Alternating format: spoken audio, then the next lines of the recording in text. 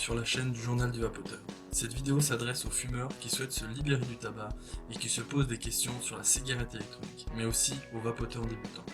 Les médias ont diabolisé la cigarette électronique, et on peut entendre tout et n'importe quoi. Il est temps de rétablir la vérité. Voici 10 choses à savoir sur la cigarette électronique. Première chose, les cigarettes électroniques ne contiennent pas de tabac et ne produisent pas de monoxyde de carbone, contrairement aux vraies cigarettes. En fait, on inhale de la vapeur et non de la fumée. D'ailleurs, le nouveau mot utilisé pour définir l'action de fumer une cigarette électronique est vapoter. Deuxième chose, le liquide à l'intérieur d'une cigarette électronique est un mélange de propylène glycol, de glycérine végétale, d'arômes alimentaires, d'eau, d'alcool et pouvant contenir de la nicotine. En chauffant, ce mélange se transforme en vapeur. Pour vapoter, il faut mettre du e-liquide dans le réservoir de la cigarette électronique. Troisième chose, les e-liquides sont disponibles avec différents taux de nicotine, allant de 0 à 20 mg de nicotine par millilitre de liquide. C'est grâce à la nicotine présente dans le e-liquide qu'il est possible d'arrêter totalement de fumer. Le fumeur garde la gestuelle, ce qui est le plus important dans le sevrage tabagique, et qui permettra de réduire progressivement le dosage de nicotine. Quatrième chose, le marché de la cigarette électronique n'était soumis à aucune norme. C'est en 2015 que des normes facultatives voient le jour avec l'AFNOR. Puis en 2016, avec la TPD, la directive sur les produits du tabac, l'État et l'Union européenne réglementent les produits du vapotage afin de mettre de l'ordre. À ce jour, il reste encore quelques points à clarifier, même si certaines décisions ne semblent pas totalement cohérentes avec les impératifs de la santé publique.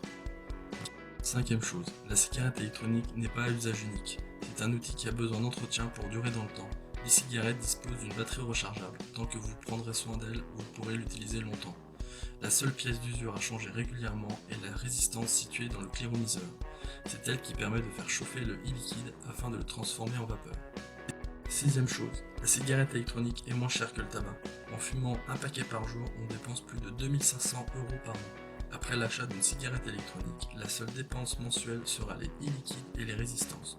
Le coût sera divisé par 2 ou par 3, voire même plus, selon les différents modèles, ce qui permettra de faire des économies. Septième chose, à ce jour, il n'existe encore aucune loi interdisant de vapoter. On peut vaper presque partout, il n'y a pas de fumée ni d'odeur désagréable. Un décret qui permet de clarifier les lieux où l'on pourra vapoter sera mis en place en octobre 2017. Il sera interdit de vapoter dans les établissements scolaires, sur le lieu de travail en open space, selon le règlement intérieur, et dans les transports publics. Hormis ces endroits, il sera possible de vapoter par exemple dans les bars, restaurants et autres lieux. Huitième chose, certaines études montrent que le vapotage passif n'existe pas. La cigarette électronique ne contient pas et ne produit pas de substances fortement toxiques, contrairement au tabac qui contient plus de 4800 produits nocifs comme le monoxyde de carbone et le polonium. Deuxième chose, les dernières études scientifiques ont montré que la cigarette électronique est 95% moins nocive que la cigarette de tabac, mais on ne peut pas affirmer qu'elle est totalement inoffensive. Le mieux reste de ne pas fumer et de ne pas vapoter. Dixième chose, la cigarette électronique est interdite aux mineurs, afin d'éviter un passage vers le tabac. Des études montrent que la cigarette électronique n'est pas une passerelle vers le tabac chez les jeunes. Mais une chose est sûre, c'est qu'il existe des fumeurs mineurs. Merci d'avoir suivi cette vidéo. Si elle vous a plu, n'hésitez pas à mettre un pouce bleu, abonnez-vous à notre chaîne et je vous dis à très bientôt.